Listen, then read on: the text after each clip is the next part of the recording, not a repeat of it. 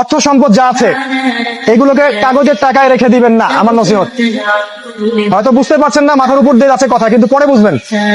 টাকা পয়সা যা আছে এগুলোকে ব্যাংকে কাগজের টাকার মধ্যে রেখে দিবেন না, কারণ কাগজের টাকা সামনে আর থাকবে না। লিখে রাখেন, কয়েক বছর পরে দেখতে পারবেন সমস্ত টাকা হয়ে যাবে ইলেকট্রনিক। খালি পাঠাবেন ইলেকট্রনিক মানি, মানে আপনি টাকা ধরতেও পারবেন না, পকেটে রাখতেও পারবেন না, খালি জানবেন আমার অ্যাকাউন্টে এত টাকা। এই পুরো ব্যাংকিং সিস্টেমটা পড়ে যাবে, থাকবে না।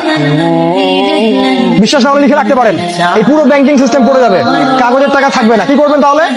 আপনি আপনার সম্পদটাকে সোনায় রূপান্তর করেন, কিছু সোনা করে রাখেন, জমায় রাখেন, রূপায় কনভার্ট করেন। এগুলোর দাম কখনো কমবে না।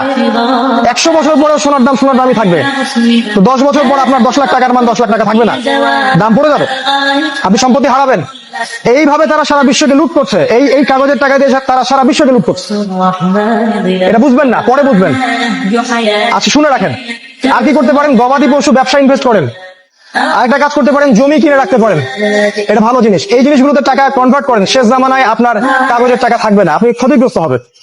এখন টাকা যদি জমায় রাখেন, শেষ জামানায় আপনি ক্ষতিগ্রস্ত হবেন। আমি অর্থনীতি নিয়ে যথেষ্ট পড়েছি, আলহামদুলিল্লাহ, পরেই কথাগুলো আপনাকে বলছি। আর কি করবেন? যদি সম্ভব হয়, শহর, আপনারা তো গ্রামেই থাকেন মাশাআল্লাহ, শহরে যারা থাকে তাদের উদ্দেশ্যে বেশি বলছি এটা, কারণ এটা অনলাইনে যাবে।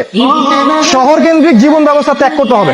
শহরে আপনি বাঁচতে পারবেন না, টিকতে পারবেন না, শহরগুলো ধ্বংস হয়ে যাবে। আল্লাহ পাক বলেছে, ওয়া ইন মিন ক্বরিয়া ইল্লা নাহনু মুহলিকুহা ক্বাবলা ইয়াউমিল কিয়ামা, কিয়ামতের আগেই প্রত্যেক নগরী আমি ধ্বংস করে দিব, আল্লাহ পাক বলেছে। শহর থাকবে না, প্রত্যন্ত জায়গায় চলে যাওয়ার চেষ্টা করেন, গ্রামের বাসা ওইদিকে প্রজেক্ট করেন, ছোট ছোট মুসলিম কলোনি করে গড়ে তুলতে হবে। এই কাজগুলো করতে পারেন। আর কিছু করতে পারেন, শারীরিক প্রস্তুতি নেন। ফিজিক্যালি, যুবকদেরকে বলবো, ফিজিক্যালি প্রস্তুতি নেন, ব্যায়াম করেন, ভালো খাবার খান, নিয়মতান্ত্রিক জীবনযাপন করেন, এলোমেলো জীবনযাপন করবেন না।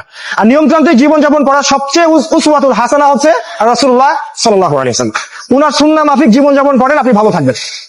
কারণ সামনের দিনগুলোতে আরো ফিতনা বাড়বে, এবং আমাদের এই যুব সমাজের এবং তার পরবর্তী প্রজন্মের শারীরিক অবস্থাকে নষ্ট করে দেওয়ার জন্য অবৈধ খাবার বাজারে ছেড়ে দেওয়া হয়েছে, যেগুলোর মধ্য দিয়ে অসুস্থ হয়ে যাবে।